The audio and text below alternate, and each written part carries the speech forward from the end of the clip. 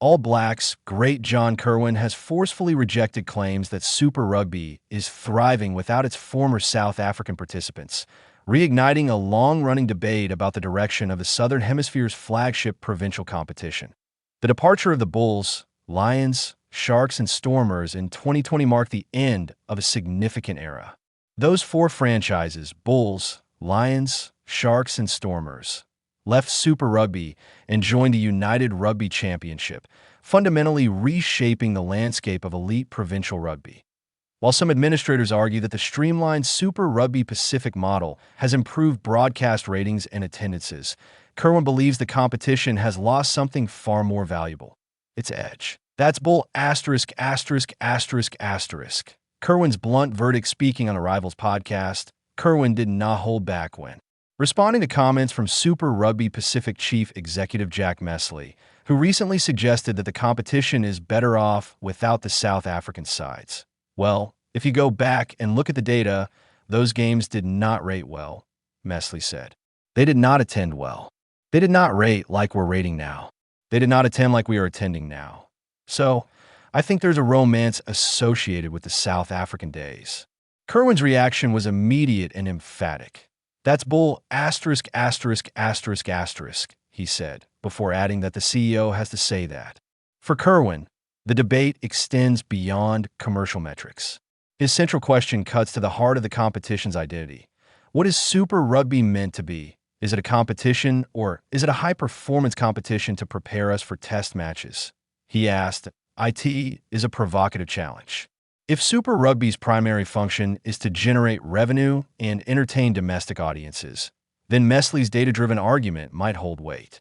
But if its core purpose is to prepare players for the demands of international rugby, then the absence of South Africa's physical and tactical style becomes a far more significant issue. The golden era of Super Rugby joining Kirwan on the podcast was former Springboks lock Victor Matfield, who reminisced about what he believes was the competition's golden age. Super Rugby was the best competition in the world. I get goosebumps thinking about it. Matfield said he painted a vivid picture of waking up as a youngster to watch powerhouse New Zealand franchises like the Blues and Crusaders dominate before South African teams rose to challenge them. Every Saturday morning, I was up at 4 or 5 watching the games. That was the closest to test match rugby you could get, he recalled. In Matfield's view, the competition's intensity rivaled, and at times surpassed, international tournaments. I thought it was tougher to win Super Rugby than a World Cup because you needed to perform at a high level for 12 weeks. Then you maybe needed to go overseas and win a semi-final in New Zealand, whereas in a World Cup you only need to win 3 tough games. That assessment underscores how demanding the cross-hemisphere format once was. Teams had to contend with long-haul travel, contrasting climates, and vastly different playing styles. South African franchises brought size, forward dominance, and confrontational defense, while New Zealand sides often relied on tempo and skill. Australian teams contributed their own tactical nuances. The result was a tournament that tested every aspect of a squad's depth and adaptability. The breakaway, and its aftermath, the exit of South Africa's top teams, in 2020 was driven by a mix of financial, logistical, and strategic considerations. Time zones, travel costs, and the economic fallout of the COVID-19 pandemic accelerated the split. South Africa's franchises aligned themselves with European competitions, joining the United Rugby Championship and integrating into the Northern Hemisphere calendar.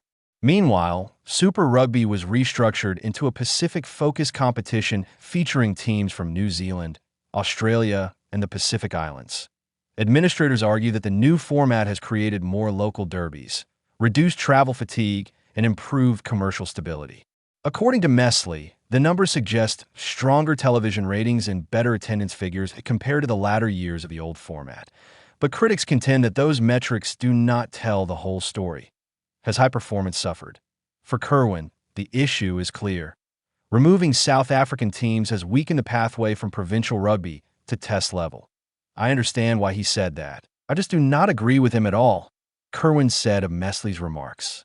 I don't agree with him from a high-performance point of view because I think we're missing the physique and the style of rugby South Africa bring. South African rugby is renowned for its physicality, set-piece dominance, and confrontational defense. Facing that style weekly in Super Rugby once provided New Zealand and Australian players with invaluable preparation for Test rugby, particularly against the Springboks. From a high-performance point of view, I think we've gone backwards, Kirwan added. That means the leap from Super Rugby to Test rugby is way bigger than it used to be. It is a concern shared by some analysts who believe the All Blacks and Wallabies now encounter a sharper contrast when transitioning from provincial competition to the international arena. Without regular exposure to the Springbok blueprint at club level, players must adapt more quickly when test matches arrive. A wider impact on the All Blacks and Wallabies. The debate carries particular weight in New Zealand and Australia, where national teams have experienced fluctuating fortunes in recent seasons. Many supporters argue that the absence of South African franchises has deprived players of weekly battles against heavyweight packs and defensively structured systems. In previous eras, clashes with the Bulls in Pretoria or the Stormers in Cape Town offered lessons in patience, territory management, and physical resilience. Those experiences, critics say, hardened players long before they donned the Test jersey. Kirwan believes that without that crucible, the step up to face teams like the Springboks at international level becomes more daunting. He also expressed skepticism about the attendance and ratings claims, suggesting that broader context is needed. "I would love to see the data around the crowds," he said. "I just don't think what he said was on the money." His comments hint at a broader tension between commercial performance and competitive quality, romance or reality. Mesley's suggestion that nostalgia plays a role and calls for South Africa's return touches on an emotional dimension.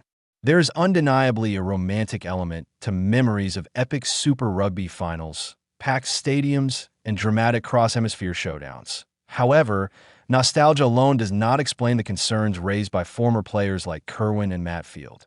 Their argument is grounded in performance. They view Super Rugby not merely as entertainment, but as an essential proving ground that in that context, the South African presence represented more than just another set of fixtures. It embodied a stylistic contrast that forced tactical evolution.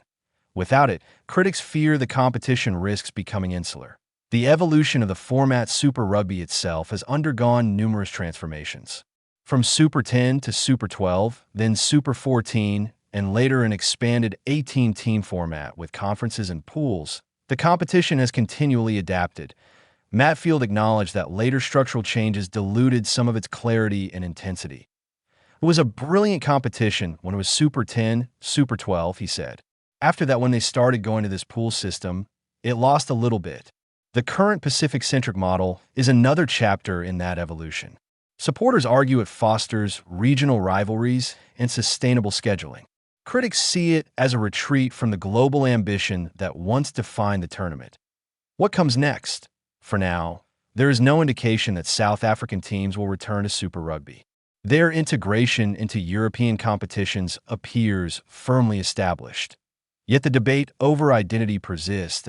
Is Super Rugby primarily a domestic entertainment product designed to maximize commercial return? Or is it a high-performance engine built to fuel international success? Kirwan's comments suggest he believes those objectives should not be mutually exclusive. If the competition no longer exposes players to the physical and tactical extremes of World Rugby, he fears the long-term consequences could be significant. The former All Blacks wing's frustration reflects a broader unease among traditionalists who see the current format as lacking the intensity that once defined it. For Kirwan and Matfield, however, the answer is clear.